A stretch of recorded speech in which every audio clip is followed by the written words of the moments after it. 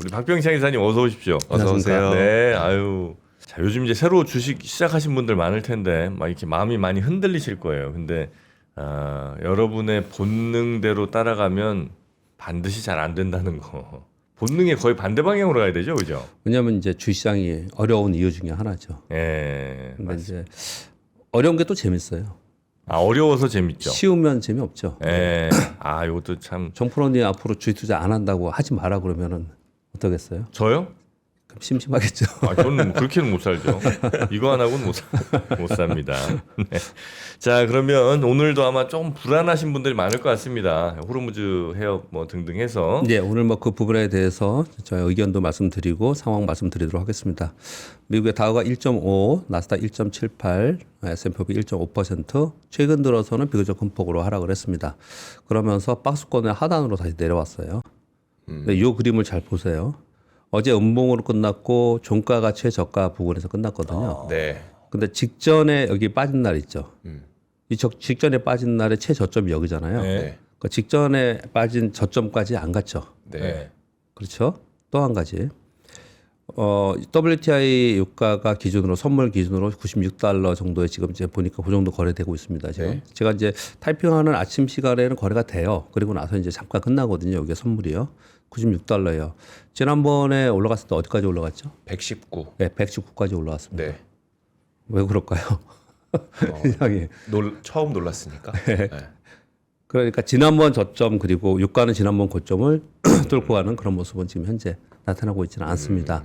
그래서 지금 처음에는 미국이 일단 여기 텍스트 있지만 잠깐 지금 제일 핵심 이슈니까 잠깐 뭐 언급을 드리면 처음에는 이스라엘 공격했고 그리고 이스라엘 미국이 대규모로 그리고 굉장히 공격적으로 강력하게 공습을 하고 공격을 계속 해대고 있었고 그러다가 최근 들어서 이거는 그냥 뭐 뉴스 보도에 나오는 건데 미국 측에서 휴전 제안을 한 2차례 했다라는 얘기 좀 하고 있죠. 또는 트럼프 대통령이 이제 좀 전쟁을 그만두려고 하는 뉘앙스를 자꾸 주잖아요. 그런데 이번에는 트럼프 대통령의 의지대로 안 되고 있는 거죠. 네. 이란에서는 결사항전을 지금 얘기하고 있는 상황인 거고요. 네, 그런 상황 속에서 어리 좀 다쳤다고 하죠. 이 지금 이란 정치 지도자가 모스타바가 그런데 첫 대회 공식 메시지가 나왔습니다. 피해 복수를 할 것이고 호르무즈 해협 봉쇄할 것이다. 그래서 유가를 200달러 위로 올릴 것이다. 이런 얘기를 계속 하고 있다는 얘기는 트럼프 대통령이 아킬레스건을 지금 알고 있는 거죠. 그래서 계속 이렇게 하겠다는 거예요. 그래서 유가가 올라간 거거든요. 네. 그러면서 주변국들을 지금 다 공격하고 있어요. 네. 이번에는 미국의 공격이 문제가 아니고 이란의 공격이 엄청나게 강하게 어제 지금 일어나고 있었습니다. 그러면 가만히 생각을 해보면 우리가 너무 이거 모르는 얘기를 서로 아는 것처럼 얘기하지 말고 그냥 평범한 우리들이 생각을 해보자고요. 미국이 막 공격을 퍼붓다가 야 이제 그만하자라는 뉘앙스를 자꾸 주고 있어요. 근데 한쪽에서 이란 쪽에서는 야 우리가 이렇게 얻어 터지고 많은 사람들이 사망하고 그랬는데 이게 우리가 그냥 그만둬 우리는 끝까지 갈 거야 그러면서 얘기를 하다가 약간은 좀 뒤로 멈춘 듯한 뉘앙스를 조금 보이다가 모스타바의 이 메시지 딱 나오자마자 그냥 공격적으로 엄청 공격을 했거든요. 그럼 미국도 굉장히 강한 공격을 한번 했고 이란도 이렇게 공격을 하는 이유는 뭘까? 향후에 장기적으로 이렇게 복수를 하겠다라는 거는 당연히 그 마음속에 있겠지만 이렇게 강력하게 공격을 해야지만 나중에 무슨 협상을 하더라도 협상에 유리한 구조에 갈 가능성이 생긴다. 우리 이런 걸 되게 여러 차례 봤습니다. 네. 여러 차례 봤어요. 저는 시장을 그런 것들을 좀 인지하는 것이 아닌가라고 생각을 좀 합니다. 이렇게 강력하게 이제 공격을 하는 부분. 지금 우리가 생각할 때 그냥 단순하게 생각을 해서 미국이 지금보다 더 강한 공격을 뭘 할까? 라고 생각을 해보고 이란이 지금보다 더 강한 공격을 했을 때 어떤 카드가 있을까? 네. 근데 그런 부분에서 추가적인 뭐가 없다면 시장은 그 부분에 대해서 크게 반응하지 않을 가능성이 높아요. 그러니까 지금 보면은 유가의 움직임도 그렇고 그리고 장중에 움직이는 시장의 움직임도 그렇고 전반적으로 보면은 지난주에 있었던 처음의 초기의 시장의 반응하고는 또 참 다르다는 거예요. 네. 굉장히 공격적인 지금 공격들이 서로에게 공습을 하고 있음에도 불구하고 좀 달라지는 부분이 좀 있어서 양쪽에서 그 초강경 모드로 굉장히 공격적으로 한다는 얘기는 어쩌면 그러면 점점 더 이 종전이 빨라질 수도 있는 부분이 좀 있을 수 있다라는 걸 그냥 생각해 볼 수 있잖아요. 네. 그런 부분들도 지점들도 시장이 좀 보는 것 같다라고 생각이 좀 들고요. 그리고 또 이제 미국 시장에서는 이런 생각을 또 많이 하는 것 같아요. 지금 10년 만기 국채 수익률이 4.26까지 올라왔습니다. 4.26까지 올라왔는데 이게 지금 4.5가 약간 마지노선이에요. 네. 이거 트럼프 대통령은 항상 이게 올라왔을 때 탁코 뒤로 물러섰거든요. 그래서 이게 지금 올라오고 있는 상황이 되기 때문에 트럼프 대통령이 엄청나게 지금 뭐라고 표현할까? 이걸 지금 어떤 명분으로 끝내야 될까라는 걸 얘기를 많이 하고 있을 거고 생각하고 있을 거고 또 주변의 참모들도 끝내야 된다라는 네. 얘기를 계속 하고 있다지 않습니까? 그리고 어제 뉴스 여러분 보셨겠지만 뜬금없이 갑자기 전쟁이 이제 끝난다. 여러분들 그런 얘기를 했어요. 뭐라는 거야 도대체 뭐 때문에 끝났다는 거야? 얘기도 안 하고 뭐 네. 이런 얘기들을 해요. 그러니까 자기 마음속에 있는 얘기가 툭 나온 게 아닌가? 뭐 이런 생각도 들 정도로 이런 상황이기 때문에 미국 쪽에서는 패를 좀 보여줬어요. 네. 끝내고 싶은 패를 지금 보여주고 있는 예. 상황인 거고요. 근데 이스라엘이 좀 말 안 듣는데 이스라엘은 결국은 미국 말을 들을 거고 그럼 이제 이란이 이 공격을 얼마나 그러면은 이번에는 반대로 이란 측에서 얼마나 공격을 강하게 하는가. 그래서 그 공격의 수위가 최강까지 간 수준이 어디인가를 시장이 좀 확인하려고 하는 것 같다. 그러면 그 다음에 강한 어떤 공격이 나온다 하더라도 네. 시장에서는 그걸 이미 봤기 때문에 그 부분에 대해서는 아주 강력한 변동성을 좀 주지 않을까 이렇게 좀 보는 것 같고요. 그리고 또 한 가지 말씀드릴 거는 차트 하나 가져왔는데요. 이거 필라델피아 반도체 지수입니다. 이게 주봉이에요, 주봉. 네. 이번에 급락했다가 반등중 여기 주봉이거든요. 그냥 뭐 이게 올랐다 내렸다 보다도 상대적으로 직관적으로 한번 보세요. 이건 다우존스 운송 지수입니다. 그러니까 미국이 지금 걱정하는 게 뭐냐라고 본다면 이 첨단 기술주나 뭐 AI주나 뭐 이런 섹터의 부분이 아니고요. 네. 이제 이런 부분으로 인해서 물가가 오르고 그래서 경기가 둔화되고 이런 부분들을 걱정하는 게 더 있다라는 거예요. 이제 그렇게 시장 섹터에서도 좀 차별화되고 있다는 것도 하나 좀 말씀을 드리고 뭐가 지금 중요한가를 설명을 좀 드리고자 그렇게 말씀을 좀 드렸고요. 그리고 또 한 가지가 있습니다. 제일 중요한 거 국채 수익률이 4.26%까지 올랐어요. 그래서 이 지금 이번 3월 다음 주죠 FOMC 회의가 네. 있는데 이번에는 뭐 당연히 금리 동결을 지금 얘기하고 있는 거고 어제 트럼프 대통령은 금리나 빨리 해라 지금 그렇게 얘기를 좀 하고 있는 상황이에요. 유가 이렇게 오르는데 물가 잡아야 되지 않겠냐 이제 그렇게 설명을 하고 있는 거고요. 말도 안 되는 유가 오르는데 금리라고 지금 그 말. 자기가 전쟁 끝나면 되는데 네. 근데 그만큼 뭐 이 양쪽 사이에서 되게 저울질을 하고 있는 그런 상황이라고 보여지는데 이 10년 만기 국채 수익률이 4.26까지 올라가는 게 굉장히 마음이 걸립니다. 이게 계속 올라가고 특히 2년 만이고 3.73%까지 올랐는데 생각해 보세요. 지금 미국의 기준금리가 얼마입니까? 하단이 3.5예요. 네. 지금 이게 올라갔단 말이에요. 음. 이제 물가가 올라서 금리 인하가 아니고 동결을 올해 연내에 올해 금리 인하 두 차례 예상했었잖아요. 네. 올해 금리 인하가 없을 것이라는 확률이 40%까지 올랐어요. 이게 가장 큰 악재인 거예요. 네. 그리고 또 한 가지 10년 만기 국채 수익률의 부분에 대해서는 제가 차트를 하나 보여드리겠습니다. 저 뒤에 있나? 먼저 이걸 설명을 좀 드리겠습니다. 이걸 오늘 제가 아침 캡처를 해서 보여드리는데요. 2023년도에 고점을 한번 찍었어요. 이때 4.8에서 5%였습니다. 옆에 5% 나오죠. 그러니까 패드의 차트입니다. 10년 만기 국채 수익률입니다. 그리고 쭉 빠졌다가 2025년도에 또 한번 고점을 찍었어요. 이때마다 다 이제 사연들이 있었던 거예요. 금리 막 올리고 이랬던 것들도 있었고 국채 발행했던 것도 있었고 그런 게 있었습니다. 이때 4.6에서 4.8이었거든요. 이때마다 미국의 행정부들은 대부분 다 뒤로 물러섰었어요. 그래서 중요한 게 왜 그렇게 말씀을 자꾸 드리냐면 지금 4.26%잖아요. 요 옆에 라인들을 보면은 바로 직전에 있던 고점이 4.5%잖아요. 네. 이 4.5%를 넘어서면서 다시 5%를 향해 간다. 저는 심지어 어떻게 여러분께 말씀드렸어요? 다 팔아야 된다. 주식 다 팔아야 된다. 그렇게까지 좀 심하게 좀 말씀을 좀 드렸는데 일시적으로 갔다가 올 수도 있겠죠. 그렇지만 이게 이 위에 고공권에 계속 있을 거라고 생각을 하면 왜 팔아야 되냐는 걸 말씀을 드리냐면요. 그러니까 왜 위험하냐 생각을 드리면은 국채 수익률이 이렇게 올라간다는 채권 시장이 굉장히 위험하다는 얘기잖아요. 네. 채권 시장이 위험하다는 얘기인데 지금 가뜩이나 미국의 사모 시장에서는 굉장히 지금 잡음들이 많이 나오고 있는 상황입니다. 그런 상황 속에서 고금리가 계속 유지가 되면은 그러면 그 이후에 상당히 위험한 상황이 항상 닥쳤어요. 항상 글로벌 금융위기 전에도 그랬고 예전에 뭐 우리 아시아 금융위기 전에도 그랬고 금리가 높은 게 가장 큰 시장에서 악재로 다가왔기 때문에 이 금리가 올라오는 부분은 굉장히 걱정을 많이 하는 거고 지금 회사차 시장만이 아니고 미국은 가장 큰 걱정이 뭡니까? 미국의 막대한 정부 부채지 않습니까? 근데 이 금리가 올라가면 이자가 계속 늘어나고 적자는 계속 나는 거예요. 네, 이런 부분들이 있기 때문에 가장 신경을 많이 쓰는 거거든요. 그래서 저는 이 4.5%를 기준으로 여러분께 자꾸 말씀을 드리고 있는 거고요.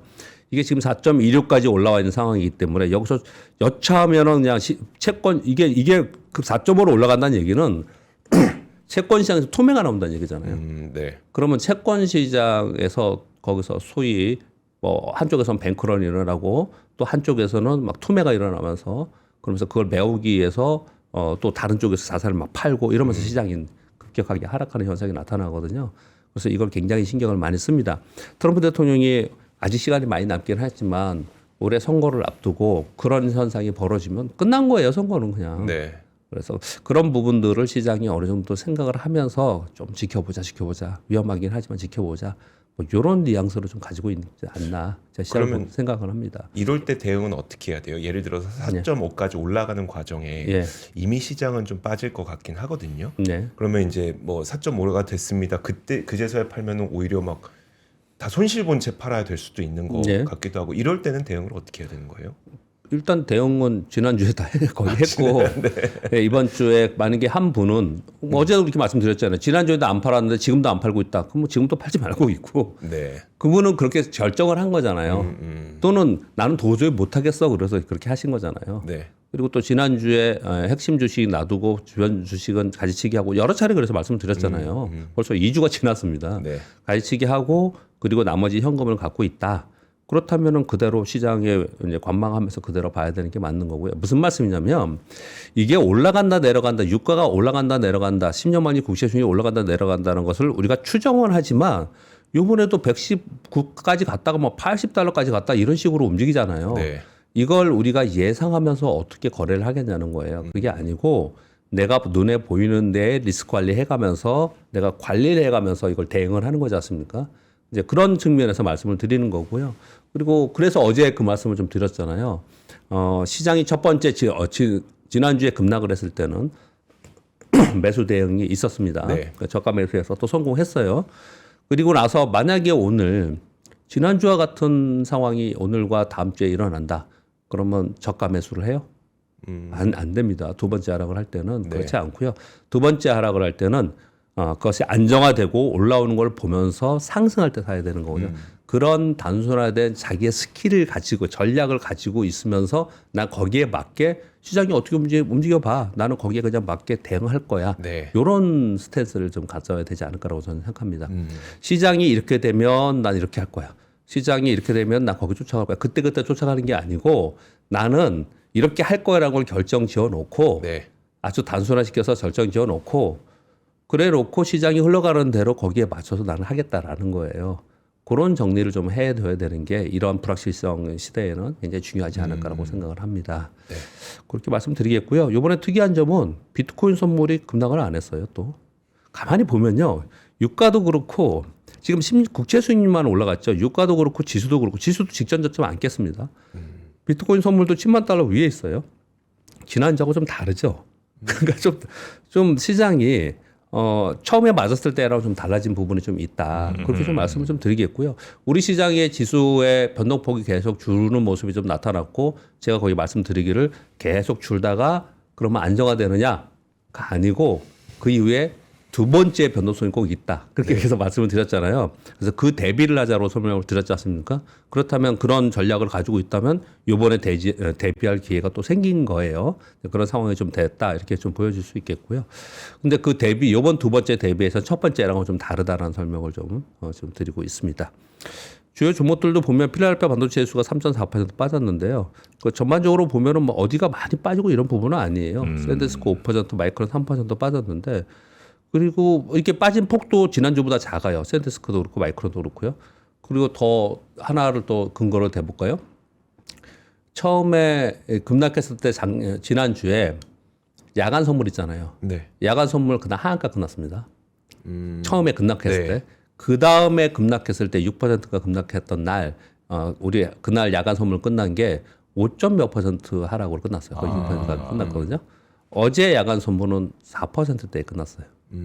이것도 줄죠. 네, 네. 이것도 줄잖아요. 그러니까 시장이 상당히 이게 적응해가는 그런 이제 과정 속에 있는데 그러면서 눈치를 보고 있는 거거든요. 그러면 나도 같이 눈치를 봐야죠. 나도 눈치를 이렇게 보고 있다가 이게 최악의 상황에 갔을 때 우리가 액션을 취해야 되는 거거든요. 근데 지금은 가만히 생각을 해보면 미국은 그냥 진짜 공격 뭐랄까요 최고의 공격을 한다라고 계속 발표하면서 그렇게 해왔지 않습니까? 네.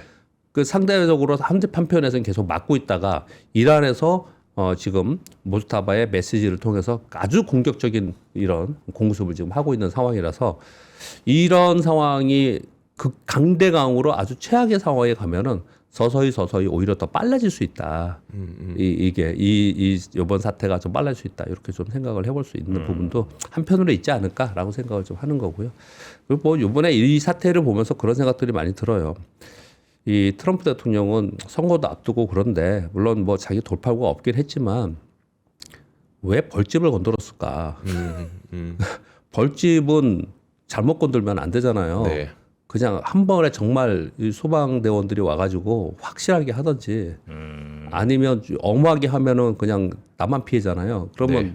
도망가는 수밖에 없지 않습니까? 이 얘기를 왜 드리냐면요. 지금 미국이 이스라엘은 빼자고요. 이스라엘은 진짜 뭐라 설명할 수도 없어요. 이스라엘은 되게 이상하고 네타냐후는 진짜 나쁜 사람 같고요. 거기는 왜냐면 그런 것 같고 미국의 입장, 트럼프만 생각하지 말고 미국의 입장에서 그러면 둘 중에 하나 선택을 해야 될 거 아니에요. 그냥 확실하게 없애든지 네. 벌집을 아니면 빨리 도망가야죠.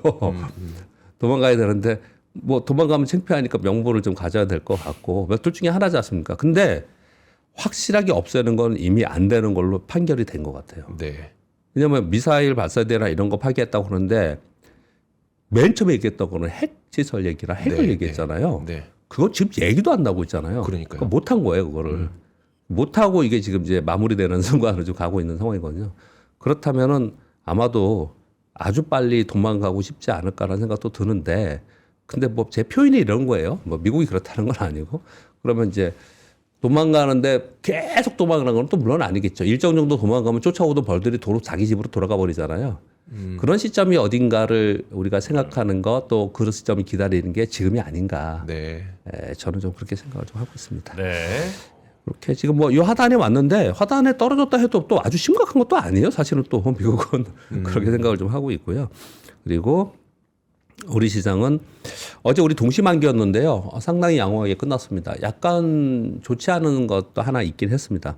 어제 마이너스 0.75% 시작을 해서 0.34% 플러스까지 반등했다가 저가가 마이너스 1.47%였어요. 근데 종가가 마이너스 0.48이니까 한 1% 반등 준 겁니다. 오후 2시 이후부터 1시 좀 넘어서부터 반등을 막 하기 시작하더라고요. 그래서 종가에 프로그램 매수가 들어오면서 종가에 약간 올려놨어요. 저는 그동안에 외국인들이 계속 매도 위주였기 때문에 마지막에 비차익 프로그램 매수로 들어오면서 얘를 가지고 롤오버 하면서 좀 들어오지 않을까라는 기대감이 조금 있었어요. 근데 어제 끝내 안 들어왔어요. 여태까지 계속 외국인들이 비차익으로 막판에 좀 들어오는 모습이 좀 있었거든요. 근데 어제 들어오지 않았는데 왜 안 들어왔나를 가만히 봤더니 지금은 3월물이고요. 이거 다 아시죠? 3, 6, 9, 12, 이 3개월 단위로 이게 선물 동시만기가 맞아야 되는 겁니다. 네. 그런데 6월물로 포지션들을 롤오버 한다고 합니다. 그래서 매도 포지션이 있어. 그럼 역선 사고 저쪽으로 매도를 계속 넘어가는 거예요. 나는 한국 시장에 무조건 매도해야 돼. 난 그렇게 판단하는 투자자가 있어요. 그럼 3월에 매도 포지션을 계속 가지고 있다가 3월은 끝나는 거예요. 없어지 선물은요. 실물이 없는 겁니다. 네. 그냥 끝나는 거기 때문에 롤오버라 하면 6월물을 매도하고 얘는 청산하는 걸 얘기하는 거거든요. 그러면 이 얘하고 숫자가 대부분 비슷해요. 그냥 가져가는 경우가 되게 많아요. 합성 포지션에서. 근데 어제 보니까 롤오버가 상당 부분 축소됐더라고요. 청산이 많더라고요. 어제 보니까. 네. 청산이 상당히 많더라고요. 그래서 계속 이어간 게 아니라 그냥 청산을 했다고요? 예, 청산이 상당히 많더라고요. 새로운 그래서 포지션을 이제 구축할 거란 얘기. 새로 구축 이제 앞으로 해나갈 거죠. 근데 청산을 보통 잘 안 하는데 어제 많이 한 거 보니까 지금의 불확실성이나 아니면 시장에서 우리 시장에서 전체적인 포지션이 줄여나갔다는 거예요. 그래서 요거는 그렇게 좋은 모습은 좀 아니한 상황으로 이제 그런 상황이 좀 이렇게 됐습니다. 막판에 반등을 좀 했던 건 국내 기관들이 좀 올라오면서 일부 종목을 살짝 오르면서 그래서 그냥 만약에 선물 시장을 생각하지 않고 차트만 보는 사람을 보면 이거 훌륭하네. 어제 그런 모습이었어요. 예. 이게 어제 차트거든요. 근데 일봉 차트도 요즘엔 이제 워낙에 변동성이 심해서 여러분께 설명을 자주 드리고 있는데요. 급락 후에 급반등, 그 다음에 또 한 번 빠졌다가 원위치, 그 다음에 올라왔는데 지금 여기 있죠. 여기서 두 가지를 볼 수 있습니다. 하나, 제가 여기다가 가로선을 쳐놨잖아요. 네. 맨날 제가 이 기자님께 물어보잖아요. 얘를 넘어서야지 되는 건데 지금 심리가 이걸 넘어설 수 있는 강한 심리가 아니에요. 그러니까 여기에 있는 거예요. 그러니까 여전히 관망 심리가 불안한 심리가 존재해 있다는 게 차트에 있는 거고요. 그대로 있는 거고. 네. 또 하나는 밑에 보면 거래가 없죠.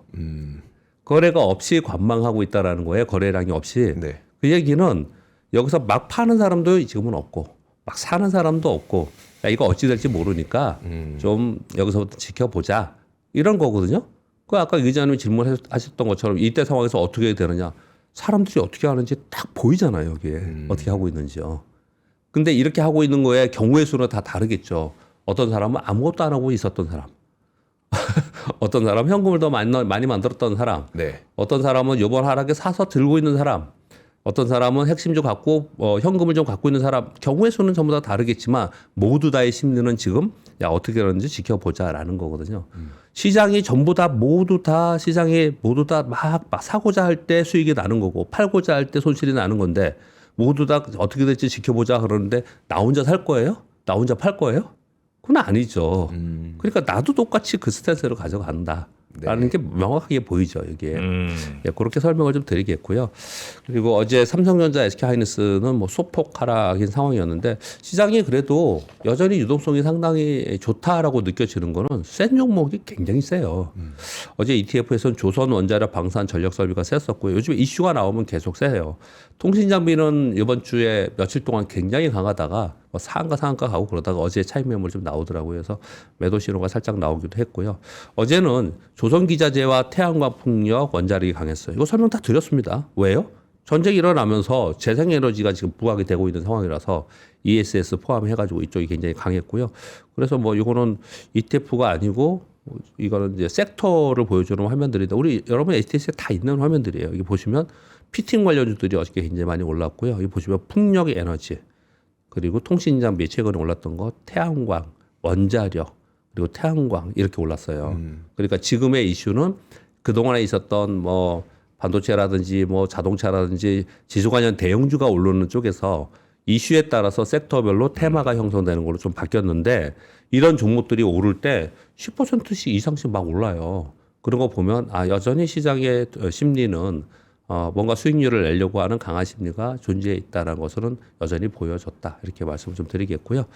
그리고 오늘 이제 걱정스럽잖아요. 오늘 보면은 야간 선물은 4.3% 정도 하락을 했더라고요. 그리고 제가 일부러 여기 적어 왔어요. 걱정 많이 하실 것 같아서.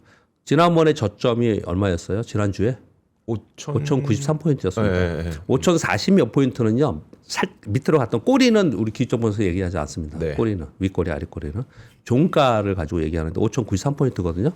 오늘 이따가 저 끝나고 나면 맨날 그런 거 얘기하시더라고요. 재밌게 정프로님이 우리 그 얘기하시는데 지수, 시황 얘기하면 지수 얘기를 하셨는데 직전 저점을 깰 거냐 말 거냐 뭐 이런 얘기를 지금 궁금해하실 거 아니에요. 또 여기서 폭락하면 그거 깨면 심각해지는 거예요, 사실은. 왜냐하면 요번에 우리의 단기 저점은 5,000에서 5,200포인트 사이에 있었기 때문에 이걸 지켜내면은 이런 리스크가 끝나고 나서는 시장이 굉장히 세다라는 걸 느낄 수 있는 거거든요. 그래서 이걸 지키는 게 굉장히 중요한데 어제 종가 기준으로 5,093포인트는 8.7% 하락해야 돼요. 8.7%. 오늘 이 아래로 깰까? 저는 그렇게 보이지는 않습니다. 네. 네, 그래서 지난번 저점을 깨지 않은 상태에서 오늘 그 범위 내에서 하락 조정이 좀 있지 않을까라고 생각합니다. 어제 반도체도 좀 빠졌고 그리고 전체적으로 이란에 굉장히 공습이 계속 있었고 했기 때문에 그 영향을 받긴 받겠죠. 그리고 야간 선물에도 하락을 했고 그래서 그 정도 수준에서 끝나면서 직전의 저점을 깨지 않을까라고 생각합니다. 그러면 생각해 보세요. 유가는 전고점 돌파 안 했어요. 네. 미국 시장도 전저점 돌파 하향하지 않았어요. 우리 시장도 전저점 하향하지 않아요. 그러면 뭔가 굉장히 이 공습도 그리고 전쟁이 확전되는 것 같지만 시장은 처음에 지난주보다는 지난주 저점을 깨지 않고 있다라는 거잖아요. 네. 그 얘기는 그나마 시장이 아주 비관적으로 보면서 투매가 나오는 상황은 아니고 지켜보자라는 모드로 들어가고 있지 않나라고 생각을 한다는 거죠. 그렇게 말씀드리겠습니다. 이란 전쟁이 13일째인데 미국의 휴전하자는 물밑 제한이 있다는 보도가 많이 나오고 있어요. 도망가고 싶은 거죠. 괜히 건드려 놔가지고. 네. 근데 그쪽에서는 벌떼들이 가만히 있겠습니까? 엄청나게 쫓아오고 있죠. 제가 예전에 한번 이런 적이 있어서 무조건 도망가야 된다. 벌집. 실제 벌요? 벌집 건드리셨고. 건들지도 않았고 근처에 갔는데. 아. 아무튼 그냥 그런 생각이 들어서 잠깐 말씀드렸고요. 심각한 얘기하는데 제가 이런 얘기해서 죄송합니다. 이란의 항전의 의지가 훨씬 더 강하고 지속한다라고 얘기하고 강화한다는 얘기를 하고 있어요. 거기 나름대로 정치적 이유가 또 분명히 있겠죠. 이 부분이 한 가지가 지금 있는 상황인 거고요. 이것은 물가와 상관이 있는 거고요. 이 물가하고 이 밑에 있는 걸 미국은 사실은 더 걱정합니다. 제가 간간히 거의 매일 요즘에 이 뉴스를 전해드리고 있어요. 근데 또 새로운 게 나왔습니다. 모건 스테일리에서 일부 펀드의 상환을 제한한다라는 보도가 나왔고요. JP 모건에서 사모신용 자산가치 하향 조정한다는 건 먼저 전해드렸습니다. 많은 분들이 지금 시장 전문가들은 이 규모가 작아서 통제 가능하다는 의견을 계속 얘기하고 있거든요. 근데 저는 외환위기도 맞았고 글로벌 금융위기도 맞았고 그때 시절에 투자를 계속 하고 있었는데 처음에는 다 이렇게 얘기를 해요. 통제 가능하다라고 얘기 좀 하고 있거든요. 특히 08년도에 있었던 리먼 부도 났을 때 서프라임 모기지 요때 서프라임 모기지 시장이 우리가 통제 가능하고 별거 아니다라고 네. 했었지만 결국은 글로벌 금융위기를 일으켰거든요. 그때 이 경험이 있어요. 그리고 요번에 특징 중에 하나는 3억 크레딧이기 때문에 얘들은 명확하게 이율이 얼마고 이런 게 명확하게 돼 있지 않아요. 이게 공모에 있지 않습니다. 그래서 이 규모가 알려져 있는 것보다 더 클지 작을지에 대해서 걱정을 좀 하는 건데 지금 알려져 있는 거는 1.8조 달러 정도 얘기를 좀 하고 있거든요. 그런데 1.8조 달러가 통제 가능하다 또는 그 중에서 일부만 이런 상황이 되기 때문에 통제 가능하다고 얘기하는 이유도 충분히 타당성은 있습니다. 왜요? 가만히 생각해 보시면요. 지금 AI 데이터 센터나 AI의 투자 지출을 보면 어마어마합니다. 거기는. 네.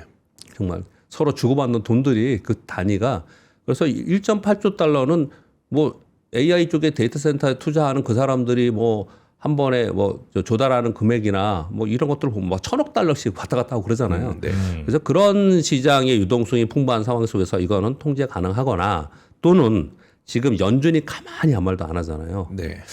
파월 의장이 임기가 다 돼서 그런지 모르지만 연준이 역할이 이런 거거든요. 이게 연준이 하는 거거든요. 그래서 지금 아무 얘기도 안 하고 있다는 얘기는 아직까지는 지켜보고 있는 상황 속에서 액션을 취하지 않아도 된다라고 생각을 하는 것 같아요. 근데 이거 걱정을 계속 하고 있다는 거군요. 근데 아무튼 지금 아직까지 크게 걱정하지 않는데도 이 문제가 되는 이유는 전쟁 때문에 그러는 거예요. 전쟁이 지속돼서 금리가 고금리에 있으면 이게 터집니다.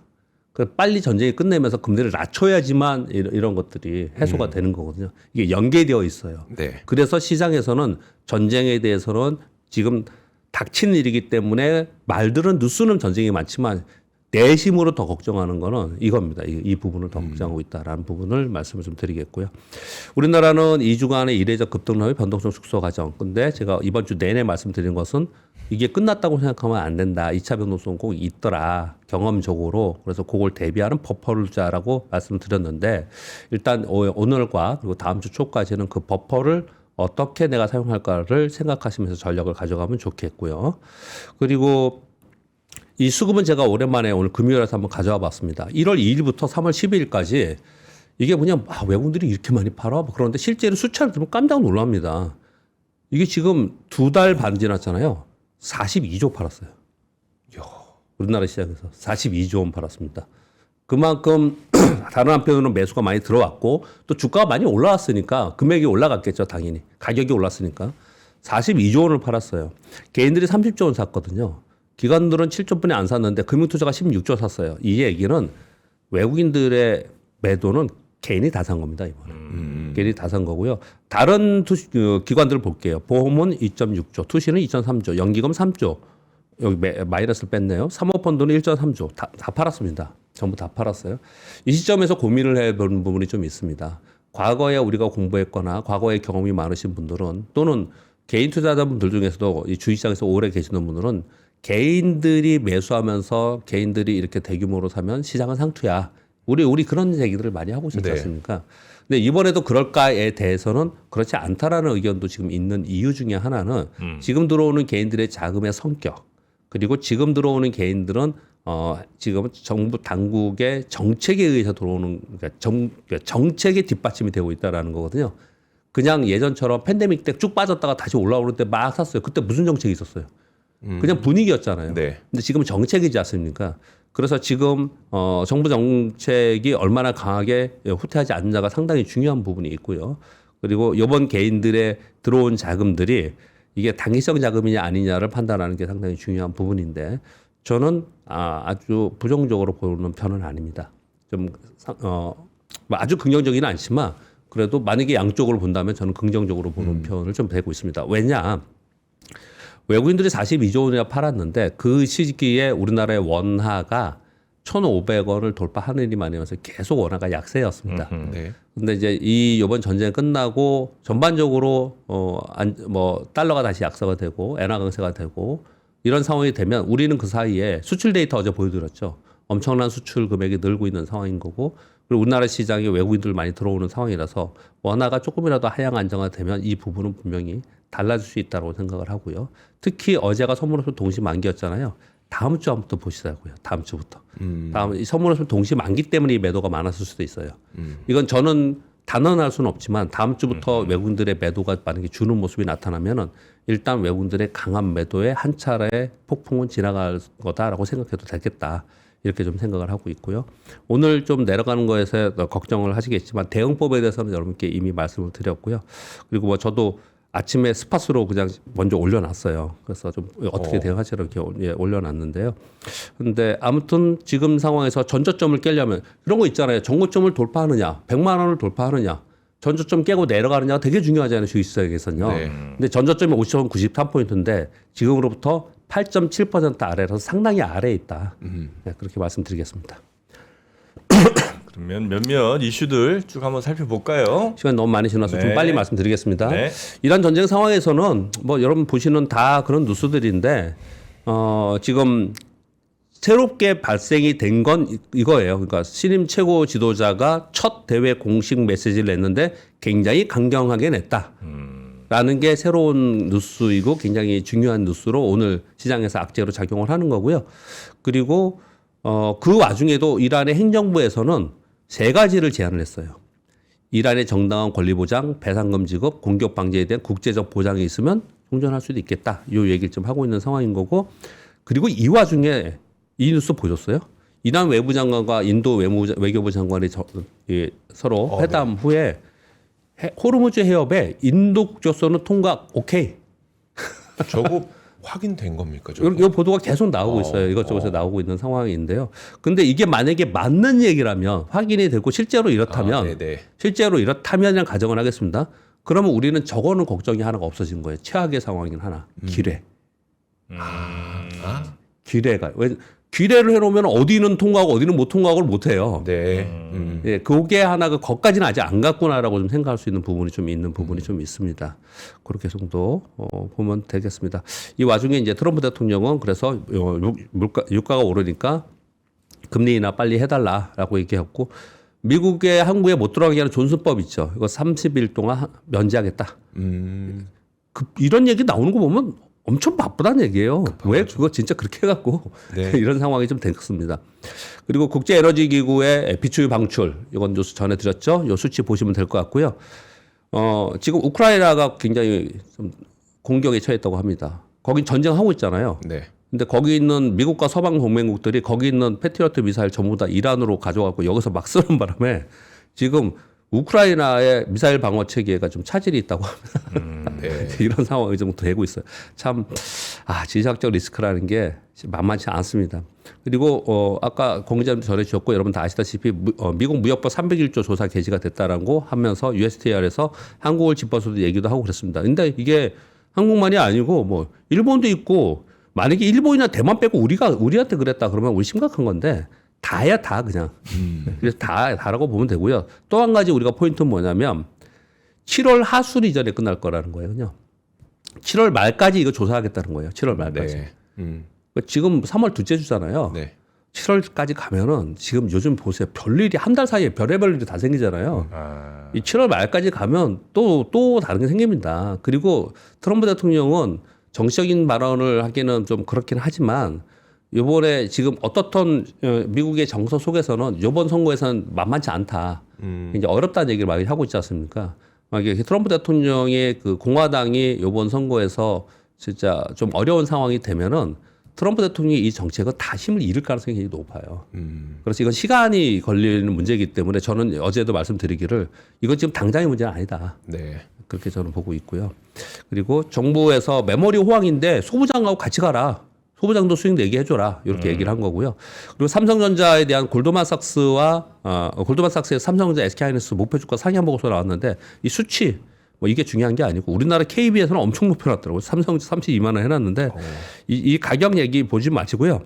제가 관심이 있는 거는 골드만삭스에서 SK하이닉스 1분기 영업이익 34조 정도 보고 있습니다.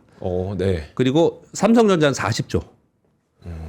그래서 SK하이닉스는 올해 전체 영업이익을 202조 원. 200조요? 예. 그리고 삼성전자는 239조. 만일 진짜로 이런 추세로 가는 게 맞다면 네. 이게 두 개 합쳐서 240조잖아요. 예. 440조잖아요. 440조. 네. 그건 나머지 100조만 돼도 540조지 않습니까? 네. 그러면 우리 지수는 안 빠질 거예요. 안 빠질 겁니다.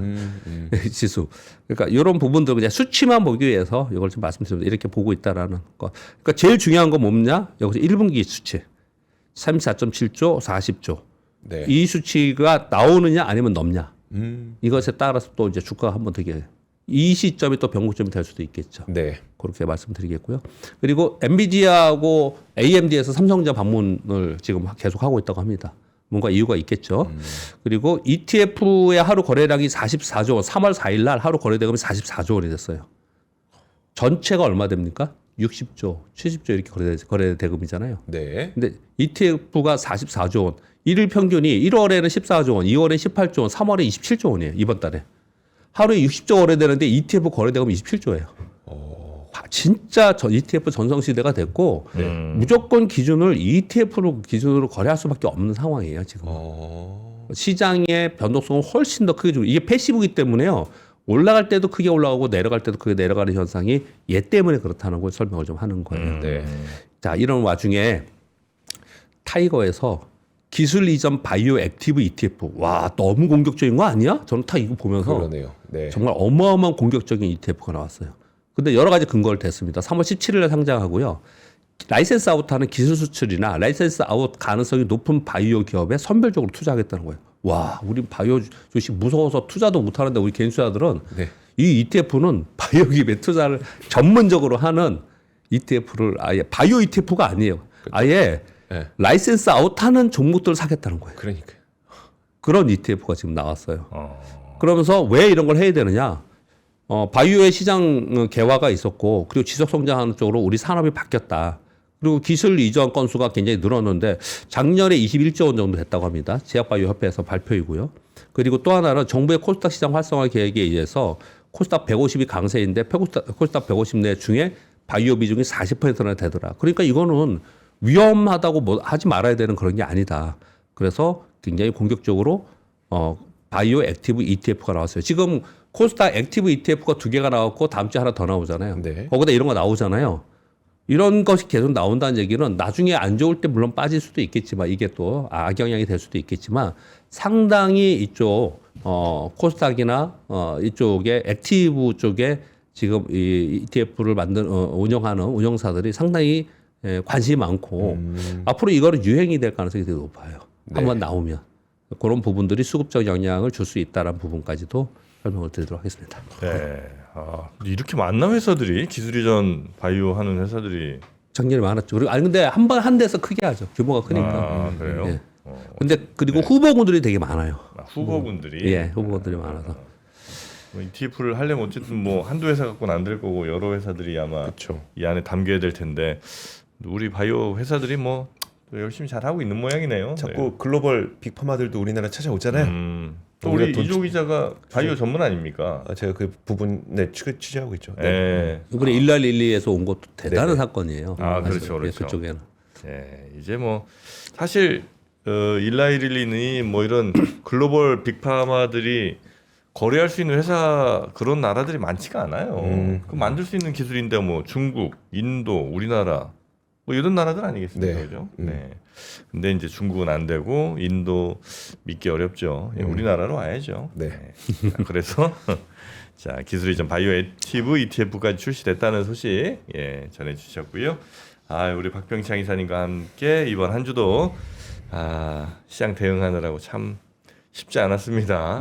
지난주 이번 주가 참 등락이 아주 많은 그런 주라 오늘도 조금 쉽진 않겠죠? 그렇겠죠. 근데 아까 말씀드린 대로 전저점 그 굉장히 중요한 거예요. 전저점을 깨냐 안 깨냐는.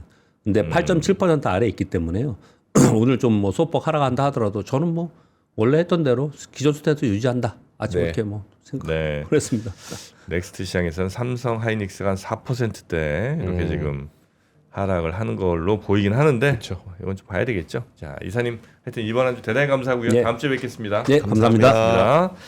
자 시간이 그리고 많이 지났어요. 예. 네, 빨리 안내해드리고 넘기겠습니다. 네 기업 문화 혁신을 통해 성과를 만드는 방법을 함께 고민해보는 자리죠. 영림원 소프트랩 조찬 포럼 3월 19일입니다. 다음 주 주입니다. 목요일. 네, 다음 주 목요일이니까 얼른 혹시 생각 있는 분들은 신청하셔야 되고요. 주로 이제 기업의 어떤 팀장님 네. 이상급 좀 책임지는 분들이 많이 오시는 자리니까요. 그런 분들과 함께 회사의 고민들 같이 이야기 나눠보셔도 좋겠습니다. 자, 영림원 소프트랩 조찬 포럼 호텔에서 맛있는 식사도 같이 제공해 드립니다. 자, 영상 아래 링크 따라오시면 되겠고요. 자, 우리 이조 기자도 고생 많으셨고 네. 오늘 시장 마이너스 4%까지 가면 안 될 것 같은데 하여튼 그거는 저희가 한번 잘 책임져 보겠습니다. 자, 더블 밸류업 통해서 시장 초반 분위기 잘 살펴보시고요. 저는 네. 다음 주 월요일에 오겠습니다. 자, 오늘도 함께해 주신 여러분 고맙습니다.